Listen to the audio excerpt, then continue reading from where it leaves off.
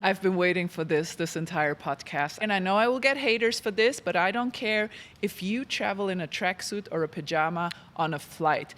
Show a little human decency. Human civilization is going down because we are not dressing up anymore. If you are flying like a hack, sorry, I take this back. If you are flying through the air magically as if God touched you, then you can put on jeans. Thank you very much. Wow, I fly in a sweatsuit all the time.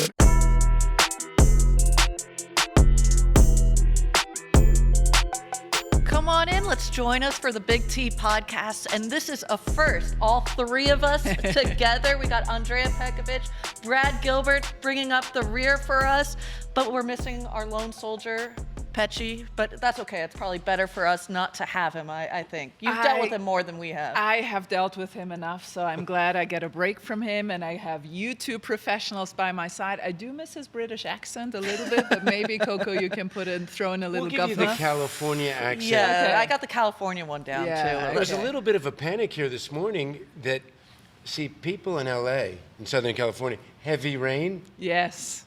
it's a bit of confusion. I felt very much at home the moment I woke up here in LA. It was rainy, it was cold, and I know that in LA when it rains, people don't go to work. So I was like, it's also a holiday, so let's give it a break. But we have a lot of things to cover that happened this last week. We got a lot of the Serena talk. We also, does tennis have an injury problem? And then my favorite, we got the games. We got the BANK OR SHANK that's coming up, a bit of fan mail to finish us off, and I think it's going to be a fun episode now that all three of us are together. I think so. And Brett, why don't we start with what happened last week? Which one was your favorite? There were so many events. We had the ATP, we had the WTA. What do you want to start Let's with? start with the ladies. You want to start with the ladies? Doha, Smart where big week for Muchova. I feel like she's the biggest what-if player on the women's tour. If she could just stay healthy. You know, who knows where she could... In what way do you mean what if? What if she stays healthy, or what could have she done in the past if she had stayed healthy? A little of both. Okay. I feel like Krejcikova's won 2 majors. Muchova's more talented, I think better, but she's kind of a player. If you look at her entire career, she probably never had 1 year where she's played from start to finish the whole year. I think it's hard to compare Krejcikova to Muchova. I think Karolina is a far better player, and I agree with what you're saying, a big what if, because she has a complete game where Krejcikova can kind of disappear at times. That forehand is so breakable from Krejcikova, and her serve is a lot more attackable than Muchova. I think what we love about Muchova's game is the ability to have the all-court presence. She has a bit of old school with the bit of coming in, the slice backhand, similar to Ash Barty, which is why we enjoyed watching Ash Barty so much. And it really disrupts the big power game that we see in tennis so much now with the Sabalenka, the Rybakina, and then even Vicky Mboko, who she ended up beating.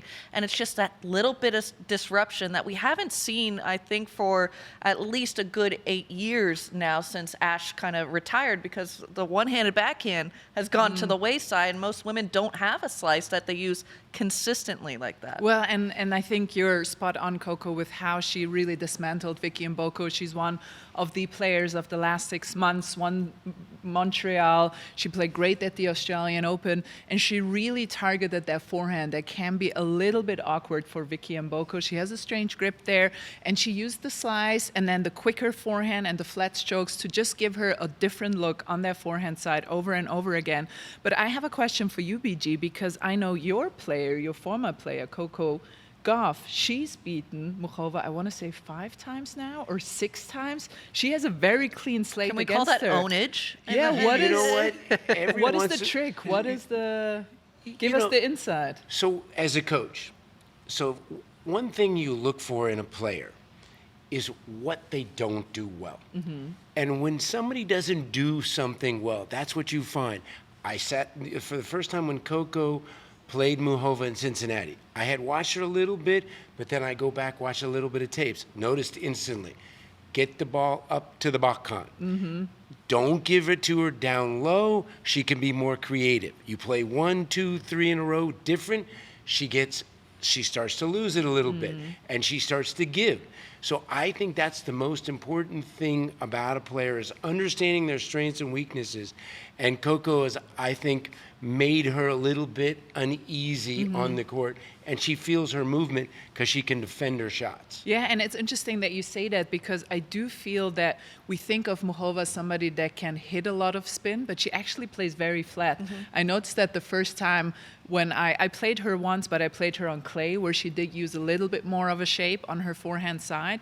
But the first time I watched her court side, I noticed how flat she actually plays. So the moment there is a shank, and Coco can play it on purpose, the higher ball. She did have a little trouble accelerating, so that's the trick. If you're listening to the Big T and you happen to play... You got a free coaching? How much are you charging for that, BG? No, the thing about the women's game right now I find fascinating is that, okay, we're in Dubai this week. I feel like as good, we're obviously going to be missing Zabalenka and Swiatek this week, but as good as they are, I feel like they're nowhere near Sinner Alcaraz, where guys feel defeated. But I feel like the women's, you could have somebody 30 in the world win the tournament this year. And I think that 18-1 is so much closer right now in the women's than it is in the men's.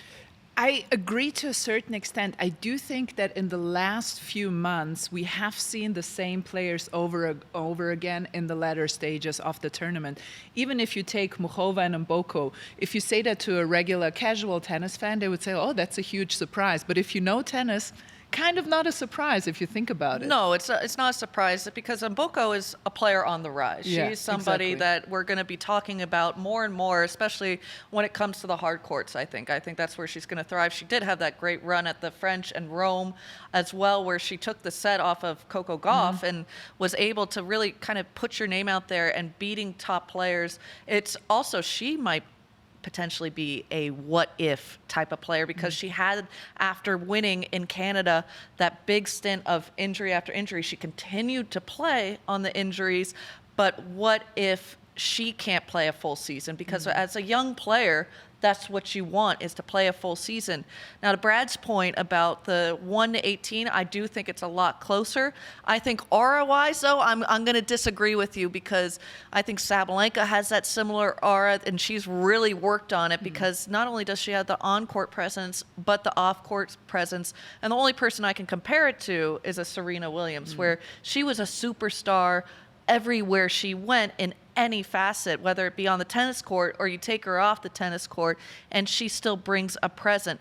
I don't think Coco Gauff has that same presence as Sabalenka when she walks on the court. I don't think Iga does either. I think Iga did when she was beating people 0-1. But I think if we're talking big three and the rest of the pack, I think Sabalenka still kind of, you got to keep her as somebody that is a little bit different than everyone else. Yeah, I would agree. I think the last time Sabalenka lost early was in Doha last year, 1 year ago. She lost in the second round to Alexandrova 7-6 in the third. That was the last time she's lost early in a tournament. Every other tournament she's played, she's made at least the semifinals. That is, even Carlos loses to people like Fabian Marozsan, out of nowhere. Wasn't it Greek Sport beat him at the U.S. Open 2 years ago, or was that Van de Zandschulp? There you go. You said it, not me. There you. But we also had the men playing as well, and some Wait, great did you wins. have anything else to add to the women? You know what surprised me about the women for last week? Going into Dubai, both Mboko and Muchova, they pull out. And this is the coach in me. I would be like telling my player, listen, you're playing well. This is a single week tournament. Good opportunity to make points right now. Play. So I feel like players pull out a little bit too easy after 1 week. And especially if I was Muchova the way she's playing, I'd find a way to be in Dubai as well. Wait. Are you only saying that because it's a 1,000? Would you still say the same thing if it was a 250? Yeah. You know what?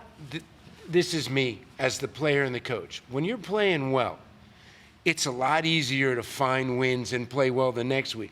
When you're struggling and losing, you find losses. So there's a lot of, sections of the season sometimes don't go as well. But when you're going good, I feel like, why skip a tournament? Okay, I was thinking you were going to go somewhere else. If I was Muchova, I would cover myself with rubber band and hope to not get injured.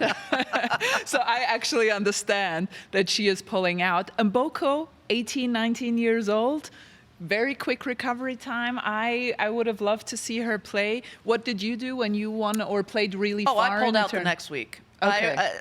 The best I usually did in back-to-back weeks, I would.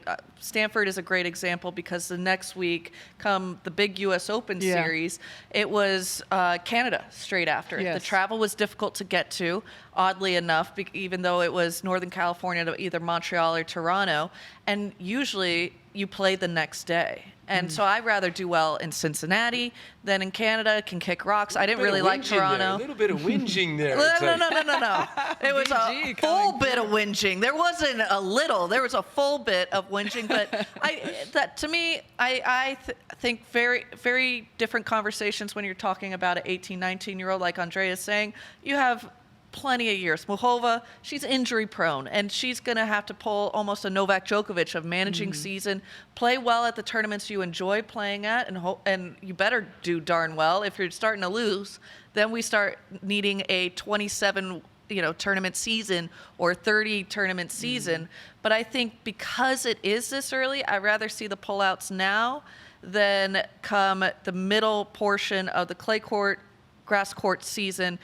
Asia, I would pull out a whole bunch. I would whinge my way all through Asia. How about the Americans? ATP Tour, first time I think in 15 years we had 2 American men in a final of Dallas, and 3 tournaments last week, first time in 44 years, 1 versus 2 in all 3 of them. But resilience for Shelton. 4 times out of 5. He drops a set. The last 3 matches, drops the first set. I think that was a huge win for him, beating Fritz to win Dallas, saving 3 match points. Well, so in Germany, we would call him a diesel motor. Do you know what a diesel engine is? You have to just fire it up a little bit before it gets going. That's how Ben Shelton was to me in Dallas. So how would the diesel be on the Autobahn? Oh, they are very good. They are unfortunately not very environmentally friendly. I don't know how much you can talk about that with a tennis player, but they just need a little bit of going. But I want to talk about the quality of that match. I don't know if you saw the 3rd set between Fritz and Ben Shelton. That was amazing tennis. It was exciting. The quality was great. The men were moving incredibly well, considering how tall and heavy they are, full of muscles. I was very impressed. Taylor Fritz, as you said, had 3 match points. 3 times he was in the rally on Ben Shelton's serve and just couldn't quite get on the front foot. But boy, Ben Shelton has improved tremendously. What did you like the most about his improvement over the last month? A lot of peaks and valleys. 3-1 in the 3rd, you're thinking Shelton is going to just race through the set. Then all of a sudden, Fritz puts himself in that position.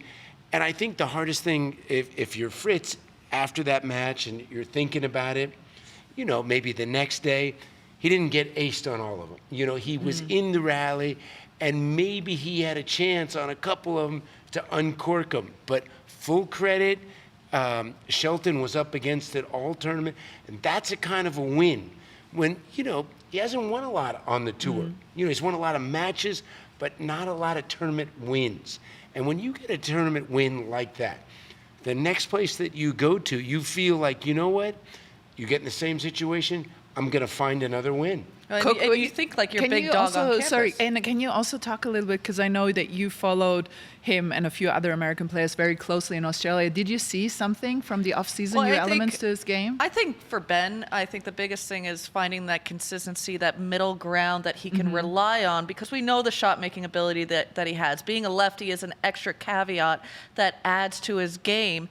But I think it's more of a mental presence that Ben Shelton has. He believes that he's going to take a Grand Slam title. I don't think I can say the same thing about Fritz, that he believes that he can beat the Jannik Sinner, the Novak Djokovic, and Carlos Alcaraz, at least 2 of those 3 to win a title. I don't think he believes that same regard. Where Ben Shelton, he absolutely believes that he can win. Has he done it? No, Fritz has been a lot closer in that regard. But to me, I think the mental belief of him coming in, his 4th year on tour, and he thinks he is the big dog that everyone is going to be chasing after. And also that extra caveat of being number one American. Fritz has held that for so long. And I think that a lot of these American men, Tommy Paul, Ben Shelton, that have competed, Francis Tiafoe, that have competed for that number one spot, holding that and having those victories against the American number one is a big thing. I know you probably could attest to that. The thing that I liked best about yesterday, I feel like Ben should be in matches a way bigger total of an ace guy. So Leketcher, I feel like, should put down the number one sign. He should hit a lot more aces. And a lot of times he kind of like works all the corners. And he's a low ace guy. Yesterday was 16. I still feel like when he plays a Sinner and Alcaraz, he's never done this yet. He needs to be able to beat one of those guys. He needs to drop 40 aces. When you can serve the way he does, I feel like sometimes he hits too many off-speed serves to start the point. And I feel like I want to see him go for big all the time, especially when you're playing those. But 16 aces for him is a good total. And I felt like under pressure, he did serve a little bit bigger than he normally did. I have a question for you both, but because you talked about the plan and the schedule of the women not going to Dubai after a big win, Taylor Fritz has been struggling with 2 injuries, with knee tendonitis and his oblique injury, and he's been playing through it week in, week out. What do you think about it? I think it's stupid. I think it's stupid because he had that knee injury that he had surgery on, and I know it's a different injury and the oblique, but he's way too young to be pushing himself through these injuries at these tournaments. I think come a Grand Slam, absolutely, you push through it. But he knows that Indian Wells is one of his favorite tournaments, his biggest tournament for him in his mind. Knowing Taylor as I do growing up with his dad, Guy Fritz, as my first coach, going to the desert was his second home, and he wants to play well there. So why would you sacrifice a run of back-to-back like he did when you are pulling up to Australia already injured?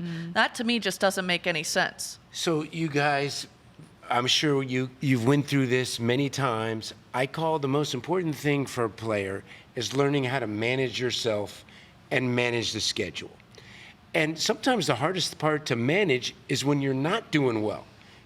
And then when you're doing well, now all of a sudden, sometimes you can kind of cheat your body a little bit.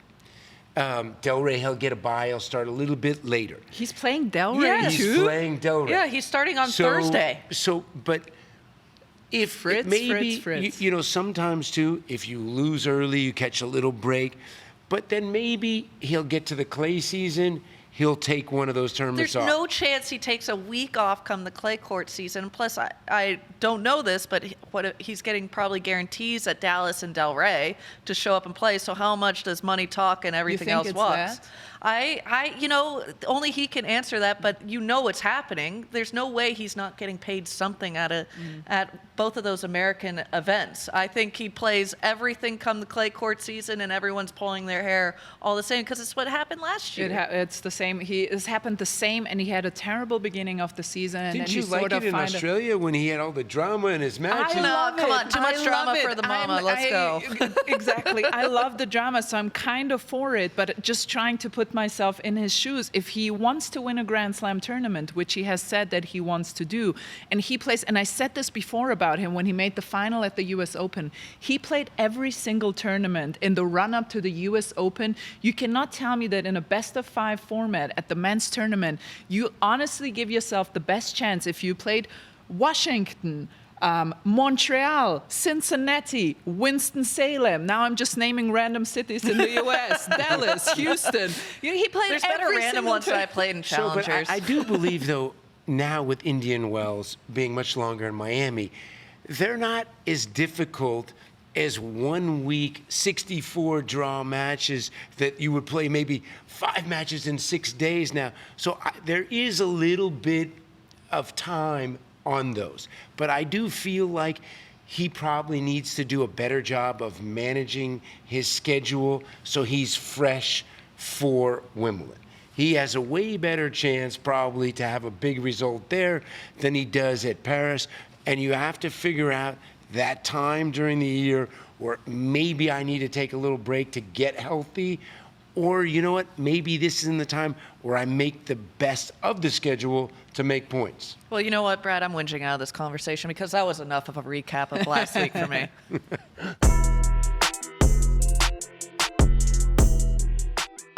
For today's game time and my very first in this Big T podcast, we are throwing it once again up to the control room to our very charming and very pale producer named Jeff Chisover. Jeff, what do you have for us? Hit us. All right. Control room's hot, not pale. You are pale, Jeff. I don't know if you're charming, but we'll give it to you The just hair because won't you're move not at a here. 50-mile-an-hour windstorm. Look, though. we got a lot of talented individuals. We got Director. We got Hasten. All right, we're working hard. We love listening to you guys, and it's time to play Bank or Shank. Andy, it's very simple. Okay. I'm going to offer up a statement. If you like it, you're going to say bank. And if I don't like And it, if you don't like it or disagree, you're going to say shank. Jeff, you know that I've never shanked the ball in my life. Jeff, I'm going to try not to waffle because you gave me a lot of grief because I couldn't come up with a quick Brad, decision. there's nothing that you do in these games that isn't waffling, but we'll try again today. Okay. I'm just going to say who goes first. You guys figure it out after. Andy, you're first on statement number 1. Okay. There is too much clay on the tennis calendar. Shank. What? I'm banking that. There is far too much clay. What is it, 2.5 months? And then this golden swing in South America? No. Too much clay. I love to get dirty, baby. And you're forgetting the clay after Wimbledon. Oh, God. And, there used to be in my day like 6 or 7 months. So I'm banking. There's too much clay. I will say 61 ATP events. There's 19 on clay. For the WTA, they got 55 events, just 12 on clay. Wow. So a little less than 12 what too people thought. many. Yeah. Can I change my answer then? Yeah. You maybe number 2. You can change your answer. All the Here we tournaments go. on hardcore. It's just Western bias, I would say. Okay, topic number 2. Coco, you're going to go first on this one. Vicky Mboko has a higher ceiling than Coco Gauff. Bank or shank? I think I got to go shank on that one. I think with Coco Gauff having 2 Grand Slams under her belt, that is a feat in itself, and who knows how many more she will have by the end of her career. Coco Gauff, we forget, is still so young. So I'm going shank, but I think Vicky Mboko is going to have a very good career as a player. Top 10 material, no doubt. Top 5 probably, but Grand Slams, that's a different echelon. I agree. I will also shank that. I'm still not quite sure in the terminology of it all, but I guess I'm shanking. I think Coco Gauff has one of the strongest champions minds I have ever seen in a player, being that young with some flaws in her game, but always competing. For me, Coco Gauff is somehow underrated, even though she shouldn't have been. But I think if you have played her and if you have competed against her, I think you wouldn't take so much We respect need that away Michael from Jordan her. meme of I took that personally Yeah, when it comes to Coco exactly. Gauff. So I really think that she's, I don't know if you agree, but in a weird way, I feel like she's underrated because I've played her when she was 15. And right away, I thought to myself, this is a generational Did you get talent. the W? Yeah. I got the loss when she was 15. I lost to Coco Gauff when she was 15 years old, and she won her first title So, in ladies, men's. I lost her in the this is semis. an easy trifecta. This is a shank. Mboko maybe has a higher ceiling in a one-off match if she's playing her best tennis. But Coco is more resilient. She stays healthy. That's going to be a big thing for Mboko. You said she has this knee issue.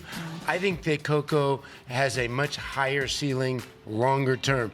But just for a one-off match, maybe Mboko's ceiling's pretty high. This might be the only thing we agree on, Chiz. That was an interesting take. I like that, BG. All right, number 3. I'm loving this question, and this comes up about a handful of times per year. It came up with Iga and Sakari in Doha. Okay, number 3. When a player is going for a tough get and the ball is close to bouncing twice, the player always knows if they got it up on 1 bounce or 2 bounces. Bank or shank? This time, BG, you go first. 99% of the time, bank, the player knows. Every once in a blue moon, it's an absolute bang, bang.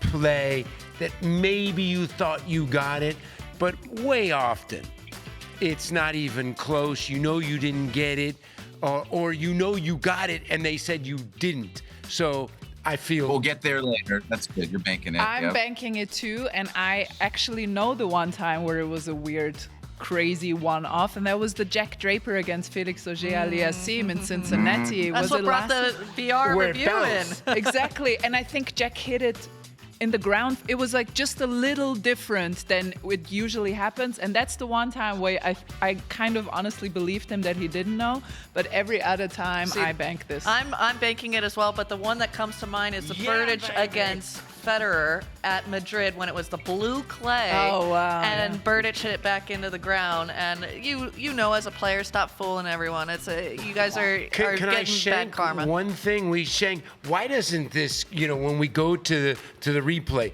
we get a quick decision, on. Well, it's like anything. Football's it's trying to get quicker. Basketball, I mean, it's a trial and error process, but it's mainly because the umpires need to look good. What else can we say? Okay, this is good. Now, building on that situation, I'll go back to you, BG, first. If there is a double bounce and a not up is not called by the umpire, that player should always call it on themselves and concede the point. BG, bank or shank? I want to say that good sportsmanship is paramount, but obviously in the heat of the moment, players will do some strange things because they'll say it's not bank my. or shank, bank or shank, I bank or will shank. bank. Thank you. Thank you, Petko.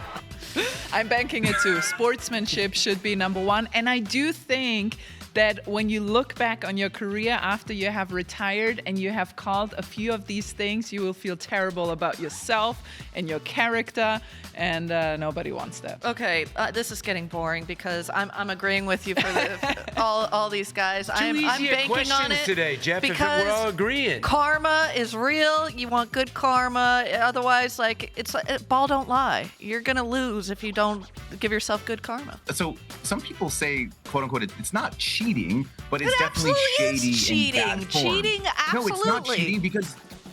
No, it's not because it's not up to them. Okay, You know, so we if have you a system in stole place where they- something from a store and no one saw it, but you don't rat yourself That's a out, good one. like, what is that? That's not stealing? So in baseball, they say if you're not cheating, you're not trying. So should you have a coach that's trying to steal like team signs and doubles and stuff like? Listen, if you're stupid enough to not hide it well enough, then that's on you. I want to say one thing. So you know how Jeff just said it? It's called not up when it's a double bounce, but it is up. It's up twice. I don't understand the terminology. We all agree it's bad sportsmanship. Yes. Yes. We all agree, and we also agree that the review needs to come a little quicker. Yes. Okay, last one. Here we go. Oh, there's more. And you're gonna listen close to this one. It's about Serena. Serena Williams will play a pro singles match this year. Andy, you go first. Singles match. Bank, or shank bank. this year. I think she will definitely play at least one singles match. I think she will try. Yeah. I'm going shank. I don't see the point of her playing a singles career. She's going to play doubles with her sister Venus, and that's going to be the retirement road for the both of them. That's my belief. I'm going exactly you're thinking, Coco. I'm shanking. I think then Venus is probably on the horn to her, like, let's play at Indian Wells or Miami doubles or Wimbledon. I do not think she's going to play singles because the only thing was I think I can win the tournament. I'm not sure that in her mind, unless she plays a lot, she's going to put herself in position to win singles. So I'm going to say it will be doubles, probably the U.S. Open. I don't know if for Serena Williams it is worth to being on the anti-doping list for 6 months with people ringing your doorbell at 5 a.m. to look at you pee in your own bathroom. I is think- worth a doubles match. I think it is That's real because it sibling is her fluff. sister Yeah. Venus, and she talks about it being on Billie Jean King Cup teams with the two of them, the camaraderie that they have for each other, the love that they have for each other, and not only that, the respect that Serena has for Venus. That is just unmatched. But so that's our takes right there, Jeff. Can we send you out? Because I have a question for BG in this regard. Yeah, Okay, I'm give going it to out. me. Everyone says hello. We all love you. Bye, guys. We miss So, you. And keep the Serena convo going. Yes, we will. And I have a question for Mr. BG because I just banked that I am hoping for Serena on the singles court. If you were the coach of a Serena Williams singles comeback, how would you go about it? How would you approach it? What's the timeline? What's the intensity on court? What is even the quantity on court? How would you go about it? See, this is a great question because unfortunately, it's not Serena in her early 30s. This is Serena she's 44. So what is the biggest thing is what is the goal? If you're coming back, what are you trying to accomplish? If you're trying to become, like she said, I want to win that 25th major. So then you need to probably get some matches in. So you actually have to plan where, you know what? Let's just focus on singles, not play doubles, see how your body handles playing two matches in 3 days.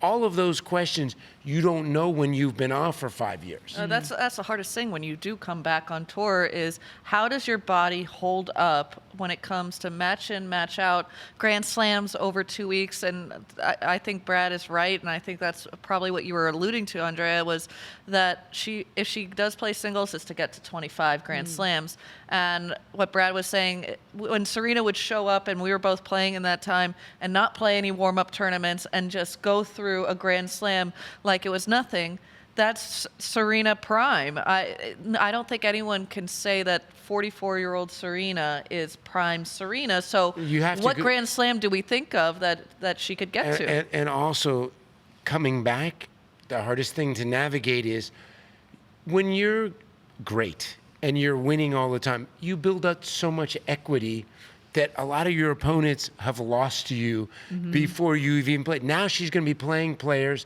that she hasn't played. So the equity isn't built up. So that means from match one, game one, you've got to play. I got to disagree with you. She's Serena Williams. She's the greatest of all time. She's got that equity no matter where she walks into a room. So I'm throwing a curveball at like both Steffi of Graf. you. Right, but I'm throwing a curveball at both of you. So I do think that we are looking at her from a mindset of regular people, but I'm going to take Lindsey Vonn as an example. She tore her ACL at 41 years old, and a week later, she, despite it all, decided to race at the Winter Olympics. That's not a normal decision-making.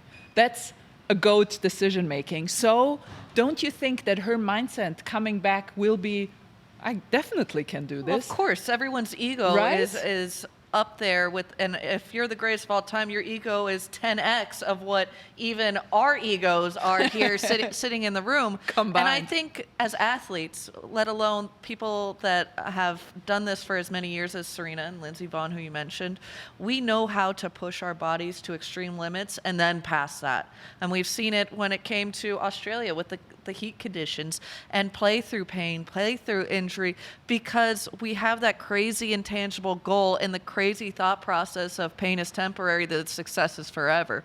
So where do we go from there with Serena? Probably, in thinking about it, it's like her mindset if she's been watching. If she feels like, I guess this is the quickest and easiest way for the coach. If you're sitting there, if she's telling the coach or she's telling whoever, like, I think in a couple of, tournaments, bada bing, bada, I see some opportunity. I just don't think that she can go without playing and just turn it on. No, So you would have her play Cincinnati, or let's say you would have her play, what schedule? Let's go straight at it. Would you have her play Indian Wells and Miami, or one of the two? So I would say, let's say if Play she was Miami. speaking for the U.S. Open, I would think she would need 3 to 5 events. Okay. Right before or throughout the year? No, like, let's say 3 to 5 events within 3-4 months of it. So Okay. she has a little bit of build-up to know how her body can respond, not to mention just the one thing is when all of us stop and you go back out, you just play a little hit and giggle. You get a little bit, it's different playing in front of a live, and I know people will get nervous, but I would still think she'd need 3 to 5 tournaments to put herself in peak position. And what Grand Slam do we all think that would be her best opportunity to get So that 25? I think that she would want to have it be the U.S. Open. I would think that she would want to do Wimbledon well, because if we think back, the last few Wimbledons went a little awkwardly for her. Yeah, the 2 finals that she had, those were She lost losing to to Kerber and Kerber then to Halep on grass, which is unusual. I agree. I think Then she grass would lost be to- her best chance. If she has But does her the body serve, hold up on the grass That's as well? the biggest- That's another story. That's the 'cause, biggest one. You know, like when Clijsters came back a few times, she was way younger.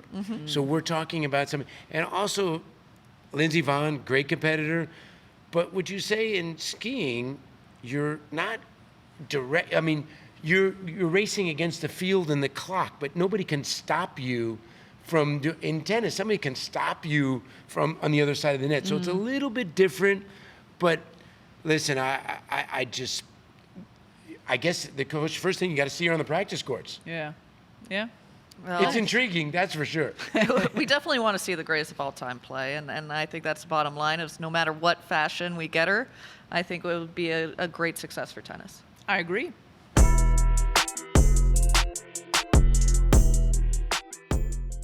Ladies, do the ATP and WTA Tour have a little bit of an issue on the schedule being too grueling, especially now with so many 2-week events and so early in the year, lots of retirements and pullouts?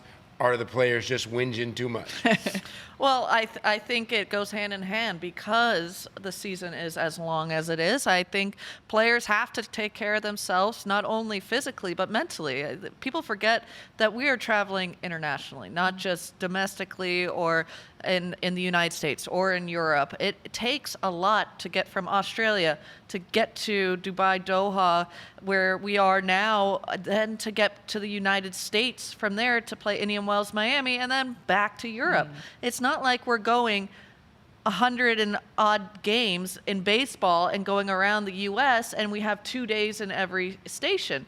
I think the season is way too long. I agree with every player that decides to not play, because there is longevity in our sport that we are vastly missing right now, because players are getting burnt out. And I think that's the worst thing that can happen to a sport, is burnout. Yeah, and I got on tour. My first year on tour was when the roadmap was just in effect on the WTA side. There was a thing by then CEO Larry Scott. Larry Scott. Yes, I was like Larry something, Yeah. but which one of the Larrys? He was Larry only there Scott? for like a year, and then he went to NCAA's. Exactly, Yeah. but he put in place the roadmap which shortened the season and gave players off 2 months in the end. And I remember that they had a study 5 years in that injuries dropped off significantly. And we have gone the other way. Seasons are longer on both sides, particularly on the men's side. They have, 2 weeks off between. So the women- It was like the 7 days. But women's- to that point, let me read some of the stats that go along with that point. In 2025, it had the highest percentage of mid-tournament withdrawals and retirements of any year. And then compared to 20 years ago, retirements are up 25% in the ATP and 50% in the WTA. So to Andrea's point of the season extending, that's the only delta that has changed. That kind of adds to why I think the retirements are happening mid-tournament, as well as A couple things. The One- only thing I will add to this, the other thing that has changed, prize money has increased tremendously, and maybe players feel a lot more comfortable retiring, having had a good paycheck in the third round compares to 20 years ago. The third round Don't paycheck date us like that, Andrea. was not as good. Was So not the as women's good. season ends about 3-4 weeks before the men's, but the women's front load their schedule a lot more than the men, where they have 2 500s before the Aussie Open. The men's don't, and then they also have 2,000s right away, which in Doha, Dubai. The men's season gets a little more heavier in the clay court season and the end of the season. I also think both the ATP Tour and the WTA Tour need to take a hard look. I see players last week retiring at 4-1 in the third. And then the next thing you know, they're playing the next week. If you retire, or players that retire 2, 3, 4 weeks in a row, there should be some sort of penalty for retiring because you screwed the fans that you just walked out of that match. You couldn't have been that bad. You play the next week. So they need to look at that. But I do think the women's schedule starts a little heavier than the men's. Well, I think the WTA Tour is so desperate for money that they have to keep it heavy in the 500 and 1,000 events because that's where the tours make the most money, probably more than the players get the revenue in that regard. But for me, I think that rule is already in place enough of what Brad is trying to get to. I believe they took away the top 10 rule when I made top 10. You would get fined if you didn't show up to your events, and it wasn't like a $2,000, $5,000 fine. No, it was they hit you. it was 100, hefty. 150,000, and yeah. it hit me, and I was injured. I couldn't walk. It ended up ruining my career. I had 4 stress fractures in my foot and had to play the end of the season after the U.S. Open. And I wanted to pull out after U.S. Open and not even play. And I think the tally, It would have I'm cost you, let me guesstimating- guess, 600,000 probably? It was over $500,000. See, that's absurd. And Yeah. I was injured, Yeah. and Yeah. I had the X-rays. I had all the things. I ended up losing the ability to walk because of it. So I'm probably an extreme of that regard, but I think you got to protect the players in some fashion. I think the players that are faking their injuries or whatever, I think it's more of planning out the tournaments where it's not back-to-back 1,000s. That's insane. But I There do feel. needs to But be do you 2 feel weeks. this week for the tournament director in Dubai? He loses, Swiatek, Zabalenka. He loses the 2 finalists. Of course, but I mean, think you blame the tours more than you blame Yeah. the tournaments in that regard. You blame the tours for taking the money instead of actually thinking of the players, of spreading it out, maybe say to Dubai and Doha, hey, we need a week in between these tournaments. We'll just fill in a 250 in this week, but just give us a little bit of time so these women have more intangible to want to be there as opposed to need to be there. They could have gone maybe Doha first, Abu Dhabi in the middle, then Dubai, so you could play both. Well, when we were playing, it used to be a 1,000 and then a 500, and they would flip every Yeah, year. now they're both 1,000s, Now they're both mandatories. 1,000 and Yeah. mandatory. It makes it impossible for the women to pick and choose what they want, because then if you don't play these 2,000s, then you have to put the load at the end of the year, which we all know that at the end of the year you are probably the most banged up that you are, not only physically but probably more so mentally than anything. Where I think the men and the women, the only way you get to an agreement or something is as players getting together. I just think know the it took players us need to about get it 40 together. years to get an extra week between the French and Wimbledon. Good luck to just canceling tournaments.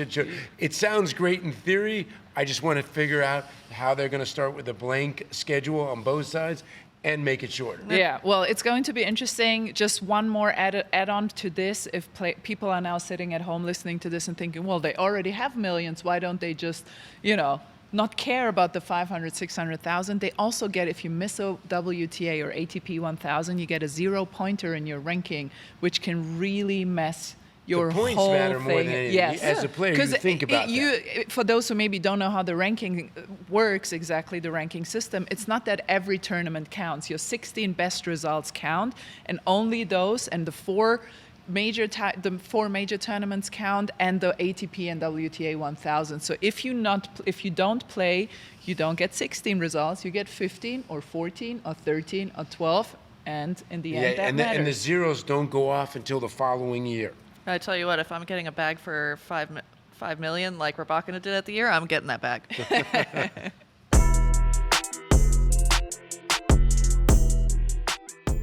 Well, we're at my favorite part right now, which is the fan mail questions. And we have a couple of questions that we're going to read, but you can reach out to us at any time, email or phone.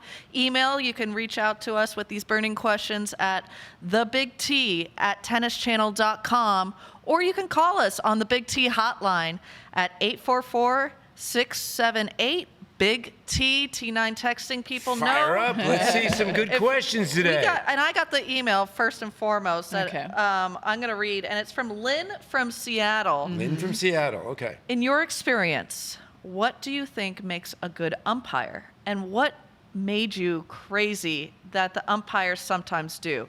Did you care who was in the chair for your matches? So this is like a three-parter question here.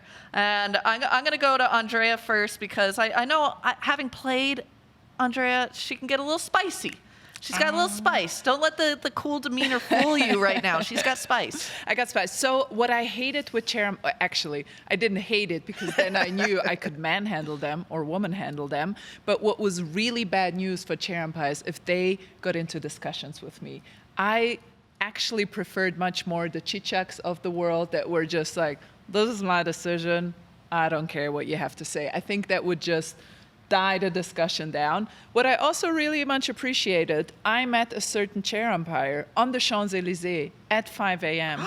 and at 11 a.m. That is a shock to nobody. He was at the quarterfinal match between Nali and Kim Clijsters, I believe, on Philippe Chatrier. So I appreciate that. So that maybe he was just going to breakfast or he was coming back home. Maybe he was. He looked like he was having a good time, but you know what? I respect that. I appreciate it. I think he did a good job. Another thing, there is one guy, I think he's French, and I think his name is Gabas. And André Gabas, I think so. And he always looks like secretly he drinks those tiny glasses of wine and reads paperbacks and wears really dirty suits. And I respect that too. Those are my three things. My pet peeve when the umpire back in the day, when he was just too robotic and he wouldn't talk to you and everything was by the rules and it was just no human contact. There was a French umpire. He was a very famous umpire. I won't say his name. He once said to me, I was playing Wimbledon, I was playing like crap. He said to me early in the second set, he goes, Brad, why are you playing so bad today? What the hell is wrong with you? And I was like, I looked at him, I know, I just woke up on the wrong side of the bed, actually started to play better. And then I kind of like it if the umpire has a little bit of personality. And he will, Mohammed, the Swedish umpire, like when it's break point, he goes to the upper inflection to let the crowd know that it's break point. Drama, baby. I like that. It makes it a little bit of fun. Now with the umpires, that they're not really involved. Basically, no lines people anymore. I think it's much more about, replay. See, I hated most every umpire that I ever had, mainly because of those points exactly that you just brought up. They tried to implement themselves into a match that they didn't belong in. And when things are going a little bit against you, you can find any reason to be a little bit bummed out at an umpire.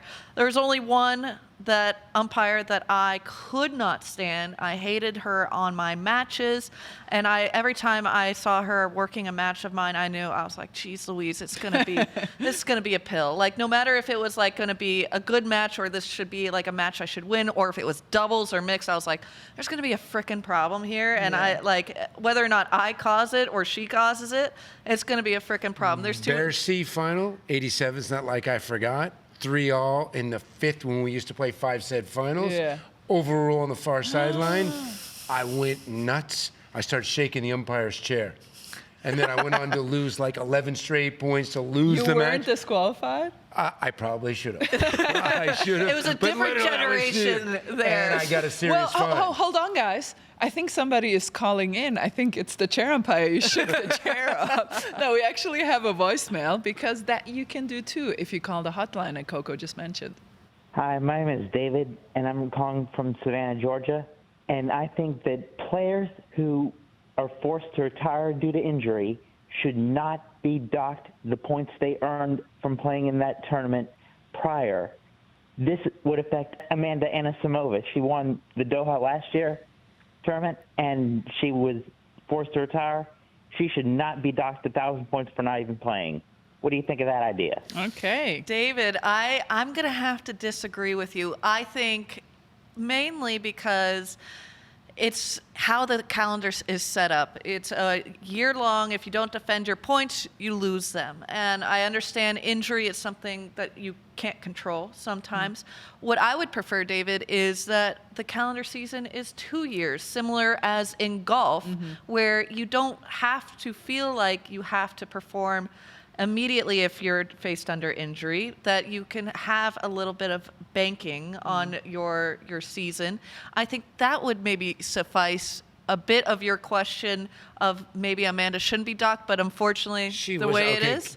Good question, but you know what? I would be shanking that in a second. She was down 4-1 double break in the third. So that means any time that you're the defending champion and you're match game down, you pull a ripcord. Oh, and I'm going to save my points? Yeah. What the heck is that? I agree with you, Brett. That's I just agree. David, I think you're a very big fan That's of a code Amanda. violation. And you know what? 15 love your opponent just received. Well, I think, David, you're a big fan of Amanda's, and so are we. And do not fret, she will be back. She's a fantastic player, even though she might have not been able to defend the points. But exactly as Brett said, if that rule was in place, everybody that has points to defend, the moment they go down a break in 5-2 or set in 5-2, they are pulling the ripcord, and it's going to be absolute if I was mayhem. commissioner, I'd actually like to change the rankings where you didn't lose the points in one go. So you have the points for 52 weeks.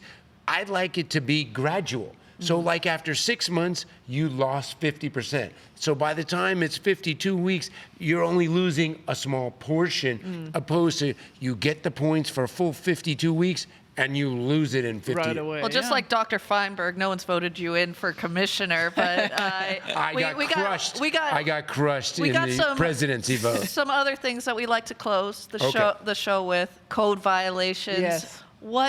This is the therapy chair. What has been bothering you? I'm gonna again start with Andrea. What has been bothering you lately? What is your code violation? I've been waiting for this entire podcast. I have 3 code violations, and they all have something to do, more or less, with flying. $5,000 if you're walking in front of me and stop multiple times to check your phone. Just go to the side and then check your phone. $10,000 for standing at the baggage claim when we are all waiting for the luggage and nobody else can see. 15,000 point BG, and I know I will get haters for this, but I don't care if you travel in a tracksuit or a pajama on a flight. Show a little human decency. Human civilization is going down because we are not dressing up anymore. If you are flying like a hack, sorry, I take this back. If you are flying through the air magically as if God touched you, then you can put on jeans. Thank you very much. I feel personally attacked on the last one. Wow, I fly in a sweatsuit all the time. Listen, I understand, Andrea. If it's an hour flight, I'll throw jeans on. If it is over an hour and a half, sweatpants are coming out comfortable because usually I pass out on a flight. I sleep. That's nice. I throw the hoodie over my head. The headphones are on. I am knocked out. But I couldn't agree more with, because you just flew, obviously. I just flew as well. I'm going to add on to your airport shenanigans. Bare feet, sandals in airports, disgusting. No. And if you're in TSA pre and you have that pass, get your together. Like, what are we doing? You should know better if you had the TSA pre. Get your together and put your laptop away, get your phone out, get the ID. Come on, let's get this. So you don't like the moving. people foot faulting in the TSA when they don't have the TSA. They're trying to block. How'd you end up in this line and you don't have it and then you got to cruise all the way back? Or you people say, oh, I'm late for my flight, and they try to run to the. I've done that. I'm like, do you mind if I go through? I got to get through. I thought this was tennis related. I hate catching the ball toss, but Okay, so what is your code violation? My biggest pet peeve: when people are sick. On the me too. And there were a lot of coughers around me. They don't wear a mask, or they cough, and it's and then especially working at food. Yeah. Literally, I was picking up food not too long ago. I go to pick up my food, and the guy was about to reach for it, and he did a Becker, and he coughed here. And I ran over, and I said, don't touch the food, and I got it myself. It's so I do have a huge pet peeve about that. You're sick. I understand if you have to wear a mask. Yeah, I agree. Honestly, I feel so much better in getting this all off my chest. I'm sorry if we offended anybody, but these are our code violations. I had so much fun with you guys. Thank you so much for having me in this little twosome. Sorry, Marco Picci, for not being part of this, but we are so glad of all the fan mail that we are getting and the emails and the questions. Please continue. This was fun. Yeah, what a big T. Big T. Big T.